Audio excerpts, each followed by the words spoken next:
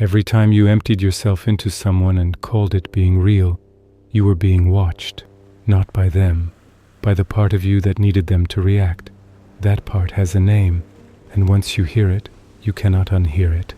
François de la Rochefoucauld was a French nobleman who spent his life watching human beings perform virtue. He was not a cynic for the sake of cruelty. He was a diagnostician, and his diagnosis was this: almost nothing we do is what we claim it is. The motives we present to the world, and to ourselves, are almost never the motives actually operating beneath the surface.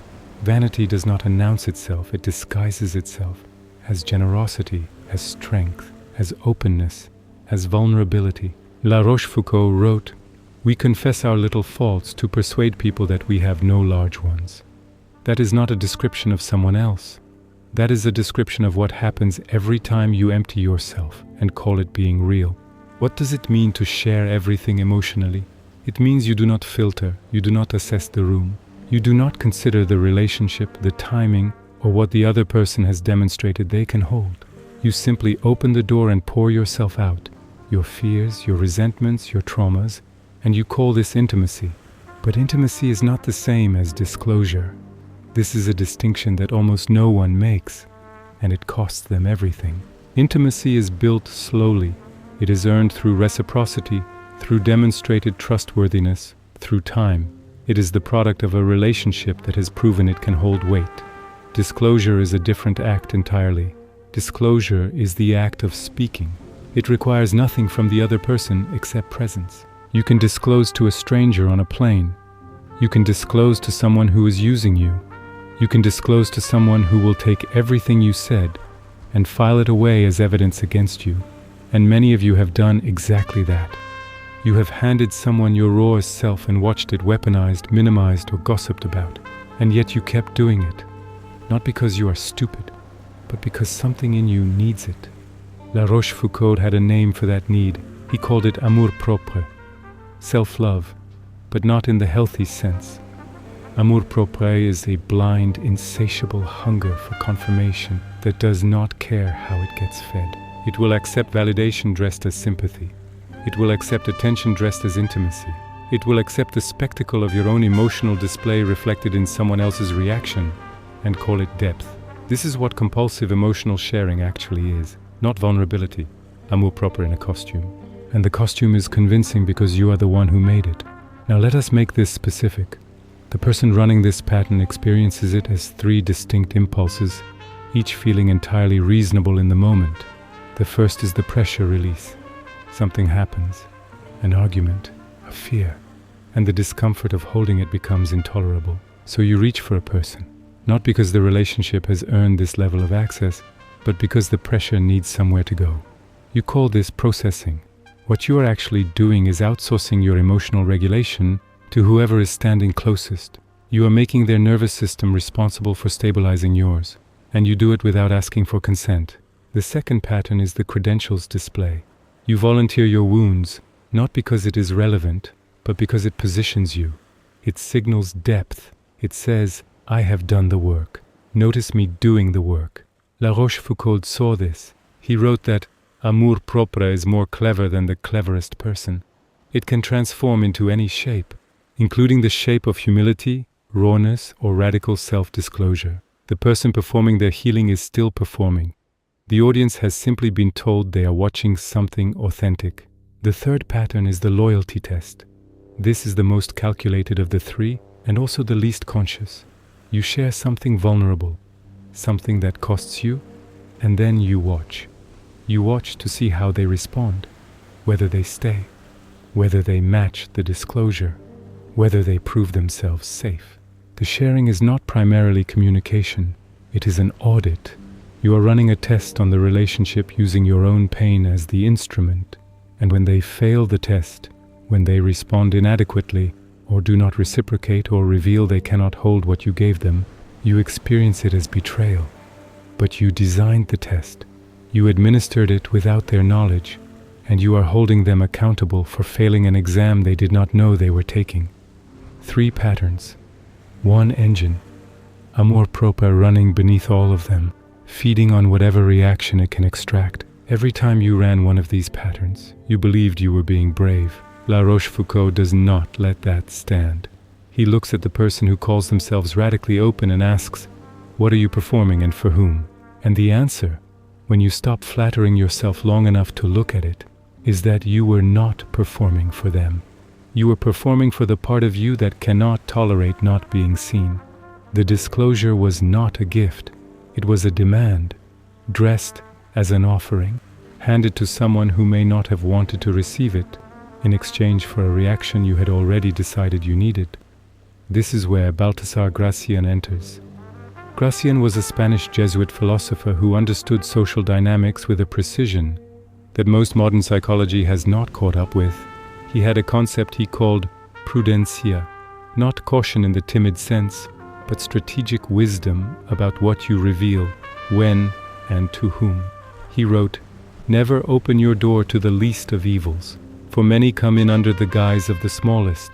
Every disclosure is an open door, and a person who shares everything has left every door open to everyone at all times. They do not have relationships. They have a series of invasions they consented to without realizing the consent was being given." Gracián was not describing a strategy for the cold or the calculating. He was describing what it looks like to respect yourself. Your inner life is the only territory you fully own. What you choose to share from that territory should be a deliberate act, not a pressure valve, not a credentials display, not a loyalty test. A choice, made with full awareness of what you are giving, to whom, and why. Now let us deal with the defense you are already constructing.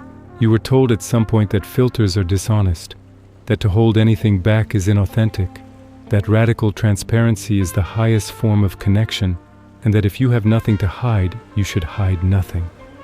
This is one of the most damaging ideas circulating in contemporary culture, and it needs to be interrogated directly, not because it is entirely wrong, but because of what Amour-Propre has done with it. The authentic person is not the one who tells you everything. The authentic person is the one who has already told themselves everything, and does not require your reaction to confirm it. The examined life does not need an audience. It needs honesty. Those are not the same thing. When you withhold, you are not being dishonest. You are being sovereign. You are recognizing that your inner life does not owe itself to anyone who asks. Gracián wrote that the wise person doesn't say all that they think, but always thinks about all that they say. This is not strategy in the manipulative sense. It is the practice of treating your own experience as something worth protecting. Not from shame, but from the indiscriminate consumption of people who have not earned access to it. What you call openness, when it is compulsive, is not the absence of walls. It is the absence of a self stable enough to decide what to share. The filter is not the enemy of authenticity. It is evidence of it. So what does this actually require? It requires the willingness to experience your own emotions without immediately externalizing them, to sit with discomfort long enough to interrogate it. Not process it through someone else's nervous system, but actually ask, what is this, what does it want, and what am I about to do with it? Not as a paralytic exercise, as the minimum standard of self-honesty. Before you speak, ask La Rochefoucauld's question. Not what do I want to say, but what does Amour-Propre want to extract from this person right now? Is this the pressure release, the credentials display, the loyalty test? Name it. Because once you name it, you cannot pretend you are doing something else. Sometimes the answer is that the disclosure is appropriate, chosen, relational, earned.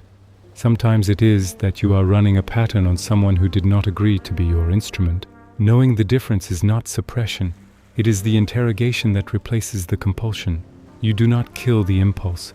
You stop obeying it blindly. Here is the detonation. Every person who ever praised your openness, who called you brave for sharing, was not admiring you. They were consuming you. You handed them the unguarded architecture of your inner life, and they received it as content, as something to process, to hold, to tell other people about. Your pain became their insight. Your fear became their anecdote. Your wound became the most interesting thing about you in a conversation you are not present for. And the part of you that needed to be seen got exactly what it asked for. It was seen completely. by people who now hold the map of your interior, and you have no idea what they are doing with it. This is not a reason to close yourself off entirely. It is a reason to ask a question you have been avoiding. Not, am I being open enough? But, who have I made myself legible to? And what did I think I was going to get? You already know the answer. You have known it for a long time. The recognition you were reaching for was never in the reaction. It was always the thing you needed to build from the inside, and kept outsourcing instead. That outsourcing ends when you decide it ends, not when the right person finally holds your disclosure correctly. Now, with the recognition that what you called vulnerability was a hunger, and what you called connection was a transaction, and what you called being real was the most sophisticated performance Amour-Propre ever produced. Leave a comment with 2 words. I perform nothing, not as a promise you have already kept, as a declaration of the direction you are choosing. Because that is what this is, not a wound you are trapped in, a pattern you are running, and a pattern once seen for what it is can be stopped.